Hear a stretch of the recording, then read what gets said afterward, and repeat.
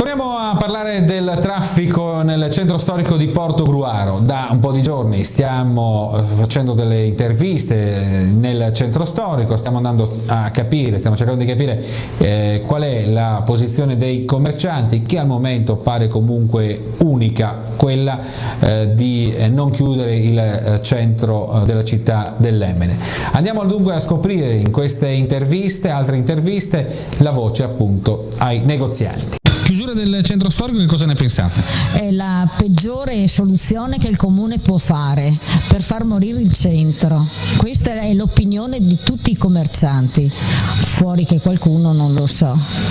La tua opportunità, la tua proposta al comune? No, già c'è poca gente che gira a causa, già ci sono troppi pochi parcheggi.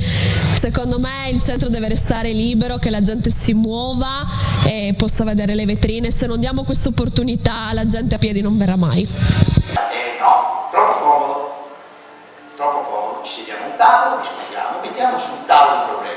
Il comune fa la proposta anche di una chiusura a tempo, a ore, che cosa? Ma a ore, se fa altre robe, non la chiusura. Io credo che il dibattito e la riflessione debba stare con i toni giusti, perché le battute trovano il tempo che trovano, possono anche in un certo determinato momento fare anche qualche effetto. Poi il tempo darà ragione. Scusa sa. Allora, io sono stata chiara quando c'è stata l'assemblea l'altra sera e ho detto che ho sposato l'idea di tanti commercianti di Portogruaro, che il centro storico di Portogruaro sicuramente si presterebbe a un bel arredo urbano, a una situazione particolare, perché la cittadina è bellissima. Il problema sta sul fatto che, al di là che non sono i momenti questi per fare una cosa di questo genere, perché noi abbiamo bisogno di ripopolarizzare il centro di Portogruaro, basta fermarsi un attimo a vedere i pomeriggi come sono, completamente con pochissima gente. E il problema più grande sono i parcheggi.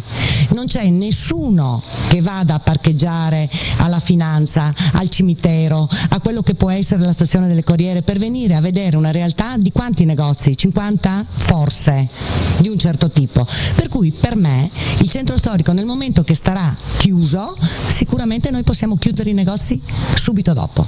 Questa è la mia opinione. Quindi per me adesso come adesso no, magari più avanti, però prima di tutto bisogna fare le cose prioritarie che servono a Portogruaro e poi eventualmente si chiude il centro storico. E con questo io credo di aver detto tutto. E come me credo che più o meno quasi tutti i commercianti che sono qua in zona hanno detto la stessa cosa.